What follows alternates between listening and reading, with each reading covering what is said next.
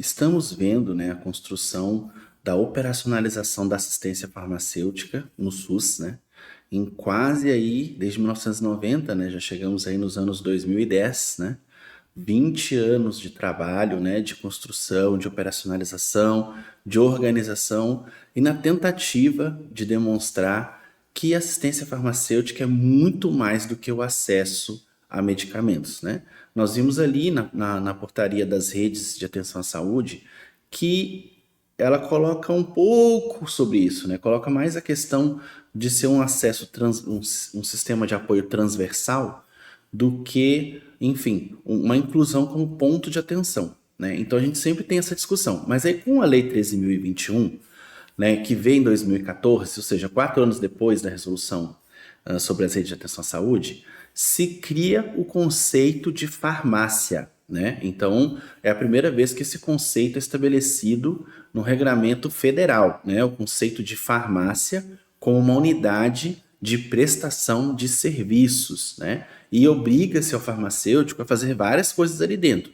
E se vocês lembram bem da Lei 13.021, essas coisas, né, que se obrigam ao farmacêutico, quase todas têm a ver com o cuidado, né? Ou o perfil farmacoterapêutico, acompanhamento farmacoterapêutico, a orientação, a notificação de eventos adversos, né? Então, a gente percebe que a Lei 13.021, ela tem um objetivo, né, de manter, né, junto com a Política Nacional de Medicamentos, de reorientar a assistência farmacêutica. E o local em que a assistência farmacêutica acontece, né, é a farmácia, porque na farmácia tanto acontece o atendimento das pessoas, como o atendimento das prescrições, no caso de um hospital, por exemplo. Então, você precisa reforçar a natureza do ambiente farmácia. Por que eu estou falando isso? Porque nós vamos falar agora de uma portaria, né, que é a portaria da Política Nacional de Atenção Básica, que foi promulgada em 2017, né?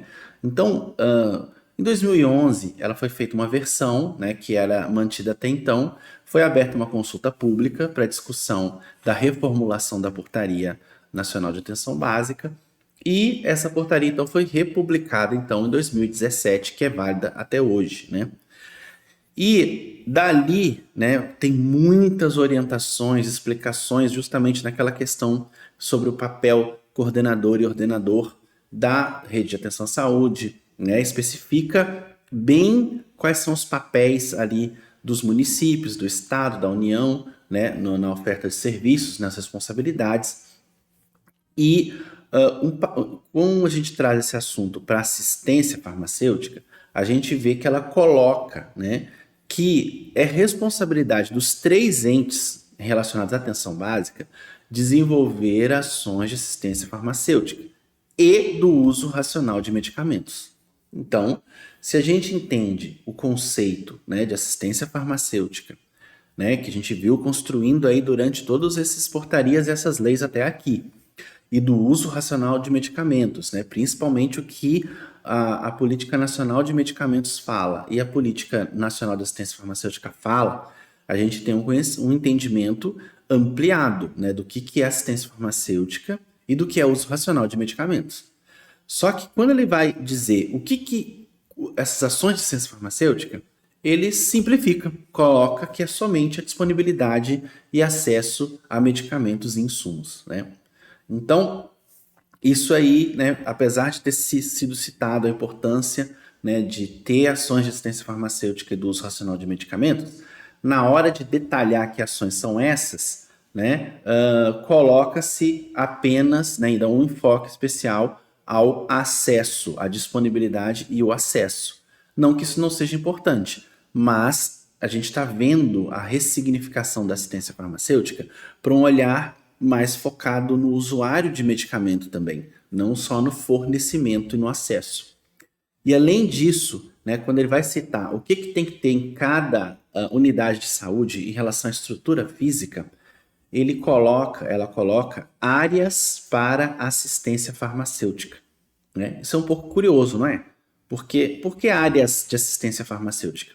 Se essa resolução veio depois da Lei 13.021, né, porque a Lei 13.021 é de 2014, né?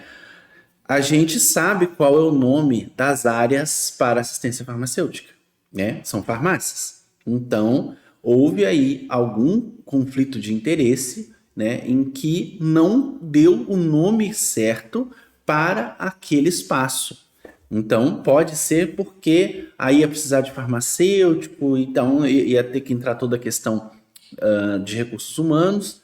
Mas é isso aí, né? Se a gente está falando num conceito ampliado de uso racional de medicamentos e de assistência farmacêutica, a gente precisa, né, de pessoal capacitado. A gente viu que tanto na Política Nacional de Medicamentos quanto na Política de Assistência Farmacêutica fala-se em capacitação e formação de recursos humanos. Então, por que não ter um recurso humano capacitado para atuar nas áreas de assistência farmacêutica, né?